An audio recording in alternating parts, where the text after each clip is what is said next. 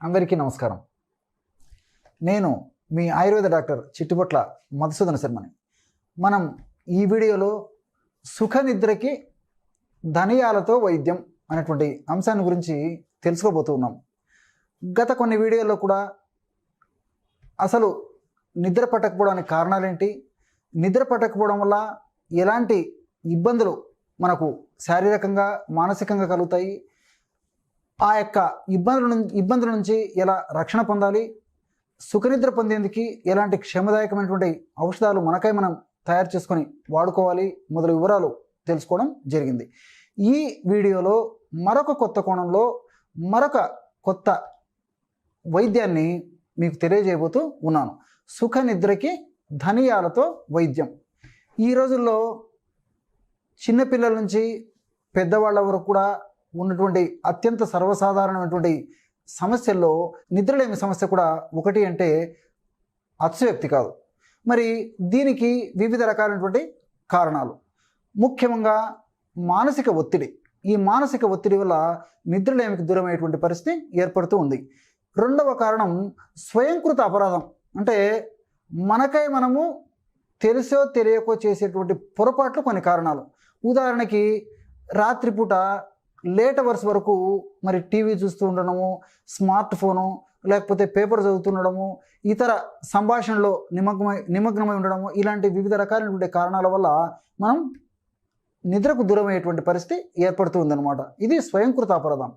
ఇంకొంతమందిలో కొన్ని రకాలైనటువంటి వ్యాధుల వల్ల నిద్రలేమి, అంటే ముఖ్యంగా మూత్రం ఎక్కువగా రావడము రాత్రిపూట, అదేవిధంగా ఆస్మా సమస్య ఉండడము, కొన్ని రకాలైనటువంటి ఈ గుండె జబ్బులు ఉండడము, అదేవిధంగా కొన్ని రకాలైనటువంటి కీళ్ళ నొప్పులు కానీ భుజం నొప్పి కానీ ఇలాంటి నొప్పులు ఉండడము, గ్యాస్ట్రిక్ ట్రబుల్ ఉండడము, ఇలాంటి కారణాల వల్ల కూడా కొంతమందికి రాత్రి నిద్రలేమి సమస్యతో బాధపడుతూ ఉంటారు అనమాట. అదేవిధంగా కొన్ని రకాలైనటువంటి ఆధునిక కృత్రిమ రసాయన ఔషధాలు తప్పని పరిస్థితుల్లో వాడవలసి వచ్చినప్పుడు కూడా ఆ ఔషధాల వల్ల కూడా నిద్ర దూరమయ్యేటువంటి పరిస్థితి ఏర్పడుతూ ఉంటుందన్నమాట. ఇలా వివిధ రకాలైనటువంటి కారణాల వల్ల ఈ నిద్రలేమైనటువంటి సమస్య కలుగుతూ ఉంటుంది. మరి ఈ నిద్రలేమి సమస్యనే ఆధునికంగా ఇన్సోమ్నియా అనేటువంటి పేరుతో పిలుస్తూ ఉంటారనమాట. మరి ఈ నిద్రలేమి సమస్యకి కొంతమంది కొన్నాళ్ళు ప్రయత్నం చేస్తారు, కానీ మరికొంతమంది కొన్నాళ్ళు ప్రయత్నం చేసినప్పటికీ ఆశించినటువంటి ఫలితాలు కలగకపోగా ఆధునిక కృత్రిమ రసాయన ఔషధాలు విచక్షణ రహితంగా విచ్చలవిడిగా వాడేటువంటి పరిస్థితి కూడా ఏర్పడుతూ ఉంటుంది. ఎటువంటి పరిస్థితుల్లో డాక్టర్ సలహా లేనిది ఆధునిక కృత్రిమ రసాయన ఔషధాలు నిద్రకి వాడేటువంటి పరిస్థితి ఏమాత్రం క్షేమదాయకం కాదు, ఆమోదయోగ్యం కాదు.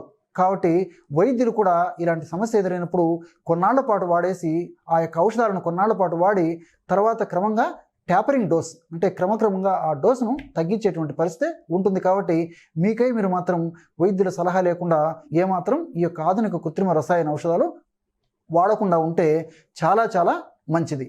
అదేవిధంగా మరి కొంతమంది ఆ నిద్ర మాత్రలు కూడా పనిచేయక ఒకానొక పరిస్థితుల్లో మరి ఇంజెక్షన్స్ కూడా అలవాటు పడేటువంటి దుర్భరమైనటువంటి పరిస్థితి ఈ నాగరిక సమాజంలో ఉంది. మరి ఈ నిద్రలేమి సమస్య ఎదురైనప్పుడు కేవలము అంతటితోనే ఆగిపోకుండా ఆ ప్రభావము మరి మరుసటి రోజు తను చేసేటువంటి దైనందిన పనుల్లో కూడా కలుగుతుందన్నమాట. అంతేకాకుండా కొన్ని రకాలైనటువంటి మానసిక వ్యాధులు, అదేవిధంగా గుండె జబ్బు, రక్తపోటు, షుగరు, స్థూలకాయము, కీళ్ళ నొప్పులు, ఇలాంటి వివిధ రకాలైనటువంటి వ్యాధులు కూడా ముందు త్వరగా వచ్చేందుకు ఈ నిద్రలేమి సమస్య కారణమవుతుంది. ఏది ఏమైనప్పటికీ క్షేమదాయకమైనటువంటి ఔషధాలను వాడుకోవడం వల్ల మరి నిద్రలేమి సమస్య నుంచి బయటపడవచ్చు. మరి నిద్రలేమి సమస్య సర్వసాధారణంగా మన శరీరంలో ముఖ్యంగా మెదడులో మెలటోనిన్ అనేటువంటి హార్మోన్ ఉత్పత్తి సరిగ్గా లేకపోవడం వల్ల కలుగుతూ ఉంటుంది. ఇప్పుడు మనం చెప్పుకోబోయేటువంటి ఔషధాన్ని మనం తయారు చేసుకుని వాడుకోవడం వల్ల మరి ఈ ఔషధాలను కూడా పరోక్షంగా మెలటోనిన్ అనేటువంటి నిద్రను కలుగజేసేటువంటి రసాయన పదార్థాల ఉత్పత్తికి ఉపయోగపడి సజావుగా నిద్ర కలిగేటువంటి పరిస్థితి ఏర్పడుతుందన్నమాట. మరి ఇప్పుడు ఈ యొక్క ఔషధాన్ని ఎలా తయారు చేసుకోవాలంటే ఇంతకుముందు చెప్పాను కదా, దీనికి కావలసినటువంటి పదార్థం మొట్టమొదటిది ధనియాలు. మీకు అందరికీ తెలుసు కదా, చాలా ఆశ్చర్యంగా ఉంది కదా, ధనియాలతో నిద్ర పట్టించుకోవడం ఎంత అద్భుతమైనటువంటి విషయమో. రెండవ పదార్థం తాటి బెల్లం. సంవత్సరం అంతా కూడా మనకు ఆయుర్వేద ఔషధ విక్రయశాలలో పచారికోటలో దొరుకుతుందన్నమాట, చూసారు కదా. అదేవిధంగా మూడవ పదార్థం నీళ్లు. నాలుగవ పదార్థం పాలు. ఈ 4 పదార్థాల ద్వారా మనం ఔషధాన్ని తయారు చేసుకుని చక్కటి నిద్రని మనం సొంతం చేసుకోవచ్చు. మరి ఔషధాన్ని ఎలా తయారు చేసుకోవాలంటే రోజు సాయంత్రం పూట 200 మిల్లీలీటర్ల నీళ్లు ఒక పాత్రలో తీసుకొని 200 మిల్లీలీటర్ల నీళ్ళల్లో 5 గ్రాములు ధనియాలు వేసి రాత్రి వరకు బాగా నానించేసేయండి. ఆ విధంగా నానిన తర్వాత ఆ పాత్రని పొయ్యి మీద పెట్టేసి సన్న మంట మీద 100 మిల్లీలీటర్ల నీళ్లు మాత్రమే మిగిలేటట్లు మరిగించేసేయండి. 200 మిల్లీలీటర్ల నీళ్ళల్లో 5 గ్రాముల ధనియాలు వేసి రాత్రి వరకు నానించేసి 100 మిల్లీలీటర్ల నీళ్లు మాత్రమే మిగిలేటట్లు మరిగించి దించి గోరువెచ్చగా ఉన్నప్పుడు అందులో 50 మిల్లీలీటర్ల కాచిన పాలు, బాగా నిదానంగా రాసుకోండి, 50 మిల్లీలీటర్ల కాచిన పాలు, 1 చెంచా 1 టీ స్పూను తాటి బెల్లం కలిపేసి ఆ పదార్థం అంతా కలిసిపోయిన తర్వాత పడుకునేటప్పుడు సేవించాలి. ఈ విధంగా క్రమం తప్పకుండా రోజు ఒక్కసారి ఈ యొక్క ఔషధాన్ని వాడుకోవడం వల్ల క్రమక్రమంగా ఆ యొక్క మెలటోనిన్ అనేటువంటి రసాయన పదార్థం ఉత్పత్తి జరిగి మరి నిద్ర వారి యొక్క సొంతం అవుతుందన్నమాట.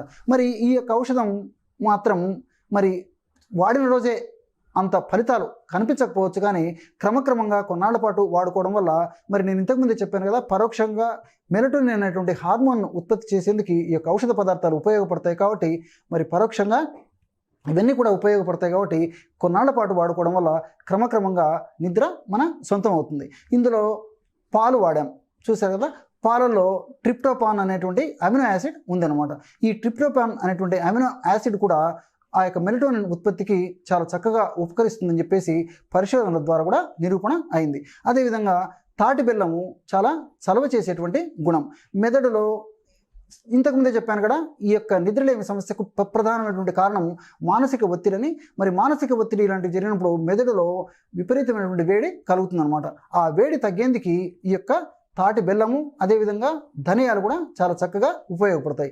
మరి ఈ తాటి బెల్లము ధనియాలు ఈ పదార్థాలు వాడుకోవడం వల్ల మెదడులో లేదా ముఖ్యంగా మన దేహంలో కూడా మంచి మంచి హార్మోన్లు ఉత్పత్తి అవుతాయి.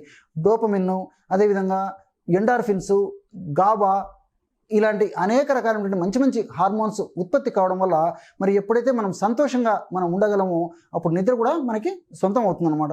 కాబట్టి పరోక్షంగా ఈ యొక్క ఔషధాలన్నీ కూడా మరి శరీరంలో ముఖ్యంగా మెదడులో మంచి మంచి హార్మోన్స్ ఉత్పత్తి సంతోషాన్ని కలుగజేసేందుకు ఉపయోగపడడంతో పాటు పరోక్షంగా మెలటోనిన్ అనేటువంటి నిద్రను కలుగజేసేటువంటి హార్మోన్స్ కూడా చక్కగా ఉత్పత్తి చేస్తాయి. కాబట్టి చక్కటి ఫలితం కలుగుతుంది, క్షేమదాయకమైనటువంటి ఫలితం కలుగుతుంది, ఎలాంటి సైడ్ ఎఫెక్ట్స్ కూడా ఉండవు. చూసారు కదా, ఇటువంటి అద్భుతమైనటువంటి ఔషధాన్ని ఈ ధనియాలతో నిద్ర కలిగేందుకు మనం తయారు చేసుకుని వాడుకోవచ్చో మరొక వీడియోలో మరొక అంశంతో మళ్ళీ కలుద్దాం. అంతవరకు నమస్కారం. మీ చిట్టిబొట్ల.